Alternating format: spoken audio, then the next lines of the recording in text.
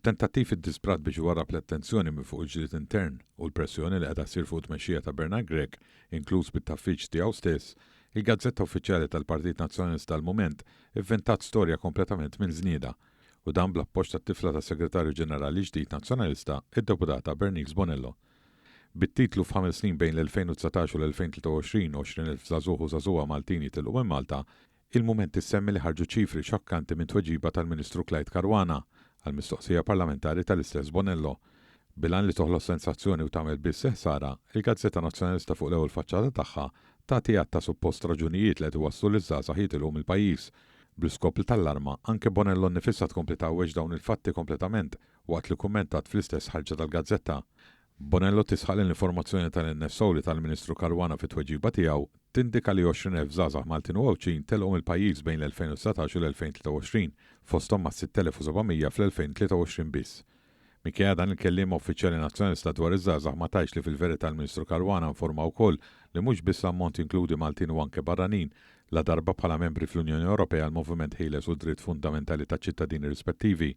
Iżda eżjed minn hekk, mit-tabella ppreżentata għal dan il-perjodu stess joħroġ li ġew lura Malta kważi 55,000 żagħżugħ u żagħżugħa fl-età ta' bejn il-15 u 29 sena.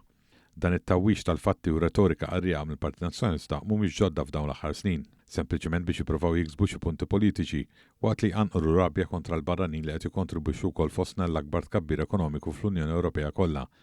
Fact-checker tat-Times f'Jannar ta' din is-sena wkoll giddeb lill-partit ta' Bernard Gregg f'dan ir-rigward, tant li wkoll ikkonkluda li iżjed żgħażagħ qed jirritorna f'pajjiżna milli jitilqu waqt li dawk li jmorru barra minn xtutna ilhom is-snin issa dejjem joqsu.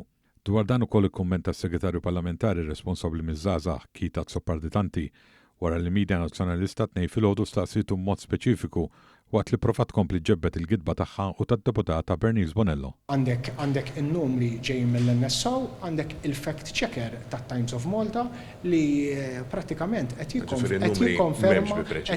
jikkonferma li dak li qed tipprova talludi inti il-Partit Nazzjonalista biex tiġi ċarata darba dejjem.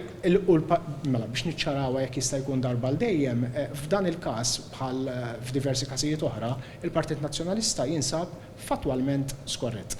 Minkejja dan il-Partit Nazzjonalista u l-kelliema tiegħu jkomplu jozzu fl-inqas livell ta' diċenza biex minn għalihom jippruvaw ibellaw ir-ross bil-labra lill-poplu.